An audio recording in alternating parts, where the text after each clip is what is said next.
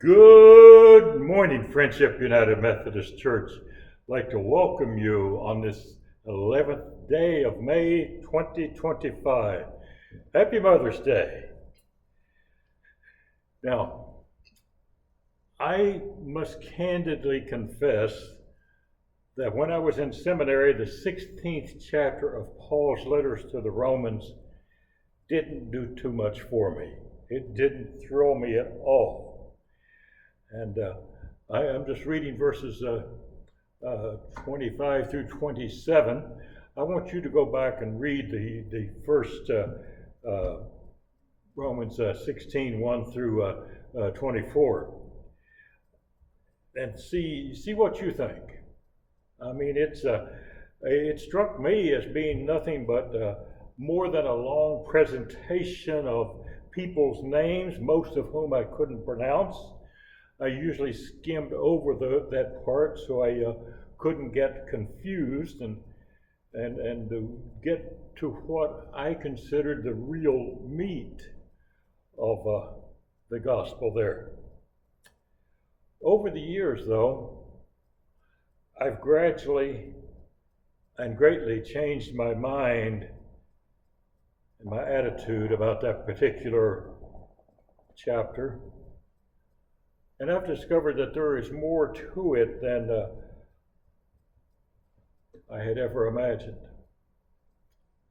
For example, it's interesting to note that of the 26 people who Paul signals out for his personal greeting, 6 were women. And that strikes me as being rather interesting, since Paul is frequently given the bad rap of being a male chauvinist, or as some ladies say, male chauvinist pig. You know, that's a tremendous insult, but I think we really need to read between the lines of Paul. And I think it shows the tremendous, this particular chapter I'm referring to, shows the tremendous influence that women had on his life in the early church, in the male-oriented church of the Palestine at the time. It's interesting to note that Paul cannot describe the church without mentioning the significant role of women. Verse 13 of the chapter 16 is particularly interesting, and it's one that scholars have struggled with over the centuries. Paul writes, "Give my greetings to Rufus, chosen in the Lord, and his mother and mine." Now, that statement could be taken two ways. It could mean that Paul had 2 distinct women in mind, the mother of Rufus and his own personal mother, or he could be saying, "I salute Rufus and his own personal, and his mother. I salute Rufus and his own personal mother, who is like a mother to me." Now, if that's what he meant, and biblical scholars agree that that is indeed what he meant, then it raises some interesting speculation. When and where did Paul meet Rufus's mother? We don't know. It doesn't say. Did she nurse him through some serious illness? Who knows? Did she receive him into her home for an extended stay during his missionary journeys? We don't know. But she had a powerful impact on Paul. How did this woman and Paul form such a close bond that he refers to her fondly as being like his mother? Mark tells us that Simon of Cyrene, the man who carried Jesus' cross, had two sons, Alexander and Rufus. Was this the same Rufus to whom Paul was speaking? We don't know. But if that is true, his mother would be Simon of Cyrene's wife. No one knows for sure who this remarkable woman was who served like a mother to him. But it really makes no difference, does it? Because what he writes makes an excellent springboard for a Mother's Day sermon. We'll go to history on this one, won't we, today? Some people ridicule Mother's Day, by the way, as a lot of sentimental drivel. They say it's nothing more than the creation of the greeting card and companies and the floral companies. And to be perfectly candid, there are many ministers who shun this day because they say it's not a religious holiday. Furthermore, they preach from the lectionary, as I do most of the time, which has an assigned scriptural reading for each week. Doesn't give us the sermon, scriptural readings. And therefore, Mother's Day is left out. I think we need to recognize mothers, and I think Paul speaks of that in this passage, as I have come to understand over the years. Well, of course, we must admit there is some sentiment to this day, but what is wrong with a little sentiment? I think it's good for us. Seems to me that a little bit of sentiment is healthy. True enough, there are some women in the Bible, such as Jezebel and the vindictive Herodias, who had John the Baptist beheaded, who tarnished the institution of motherhood. There are women today who abandon, abuse, corrupt their children, and who create a poor role model for motherhood. But I think these are the exceptions. Most mothers do the right thing and deserve recognition on this day. So this morning, I would like to join Paul and salute all of the moms who are with us today. Would you please stand? Guys, let's give them a hand. Great. We love you, we honor you, and we go forward wishing you once again, happy Mother's Day. But first of all, mothers should be saluted for their tenacious love. And I think that I have chosen that word very carefully. Tenacious is exactly the word that I want to use. Let me give you an example, if you will. Admittedly, this is anecdotal and not statistical, but I have certainly found this to be true in my own experience as I go and make rounds at the hospital and make hospital calls. Sick rooms wear out fathers a whole lot quicker than they do the mothers. Fathers become impatient and they go in and out. They make every excuse in the world. I'll be right back. They might go out and sip a cup of coffee or whatever, come back. But moms, guys, they stick it out. They are there. And as a general rule, I found out this to be true over and over and over. There's a bulldoggedness about a mother's love that simply cannot be denied. We meet in the Old Testament a very old and obscure story about Rizpah. Now, Rizpah was not a very nice woman, but of course, that does not disqualify her from being a mother.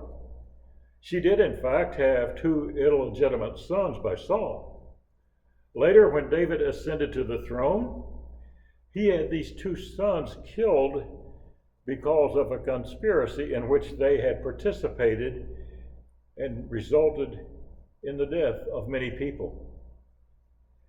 David decreed that their bodies should be hung on the public gallows for all to see and left there. It's a rather intimidating object lesson, I believe.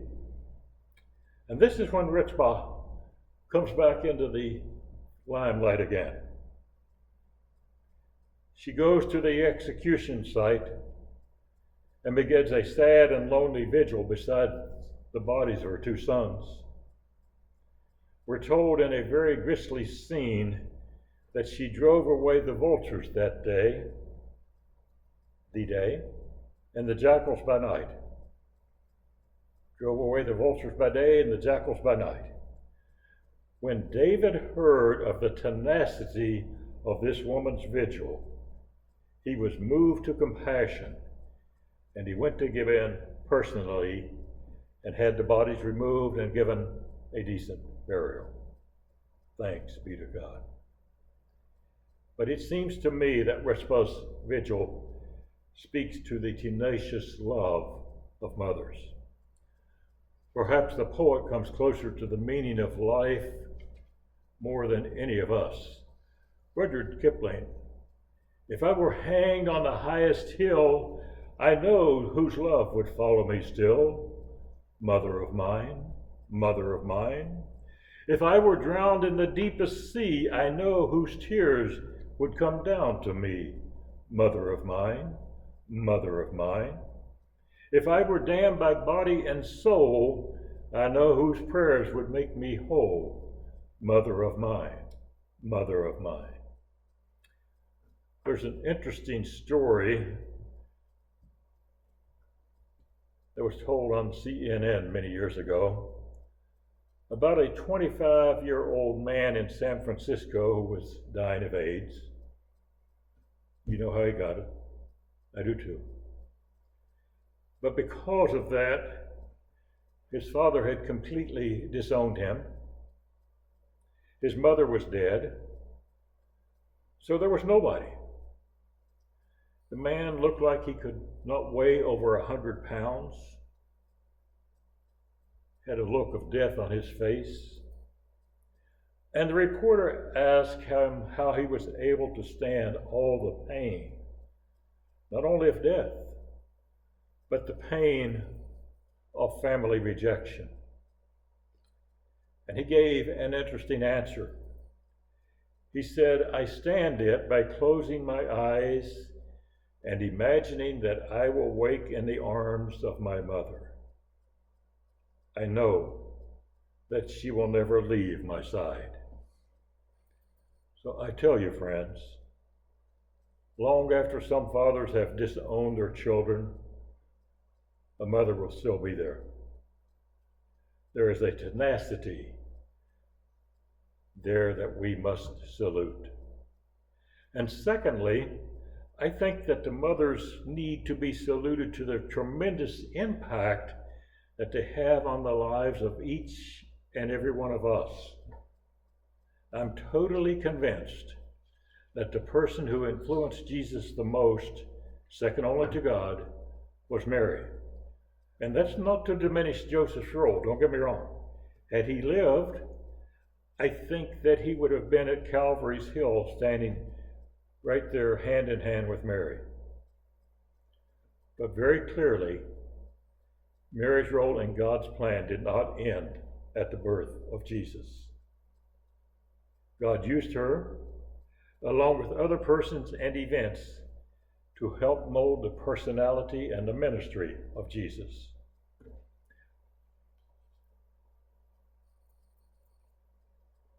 Listen to how John begins the second chapter of the gospel. The mother of Jesus was there. The event that he was specifically referring to was the wedding of Cana, and yet, in a real sense, Mary was always there for Jesus. Her love surrounded him, her values influenced him, her trust supported him, and the last thought that Jesus had on the cross, with the sin of the world on his shoulders, was for his mother. He looked at John the disciple and said, "Behold thy mother." And then he looked at Mary and said, "Behold thy son." That same type of influence can be seen in other individuals. Many scholars have concluded that you cannot really understand John Wesley, the founder of Methodist movement, unless you understand his mother, Susanna Wesley. She was so instrumental in his life that she inevitably affected the movement and its direction. Americans know that Abraham Lincoln led this nation through perhaps the greatest crisis that the country has ever had. But who was it that made Abraham Lincoln the man that he was? I know what Lincoln thought. He said it was his mother. So I would submit to you this morning that there is not a person sitting here that in 1, 5, 10, 1,000 different ways has not been forever influenced by their mother. I firmly believe that you cannot understand who a person is and what motivates them until you understand their past. And you cannot understand a person's past without understanding the source that co-created the person along with God, their parents. And third, I would salute mothers because they are that where the home is. They are that where the home is. A minister was visiting a family who had just moved to Memphis, Tennessee from Baltimore, Maryland. The minister asked a man if he was originally from Baltimore, and he said, No, my family transferred around quite frequently, and there is no place really that I can call or say that was home. Not that I can say was home. And then he said something that would touch us all. He said, I suppose that wherever mother was, that's where home was. We can bring that to the present. Wherever mother is, that is where home is. And maybe a lot of us can identify with that. A house is a physical place. A home is where our loved ones are gathered. Wherever I wander, wherever I roam, wherever mother is, there is home. It's appropriate that we single out a day in the year to recognize mothers. But when we really think about it, there ought not to be a day that goes by that we do not rise up and call our mother blessed. The highest tribute we can give to our mothers is not to praise her, not to give her a gift, not to pay a visit, not even to simply come to church on her day. The greatest tribute that we can give to our mother is to be the kind of person that she and God want us to be.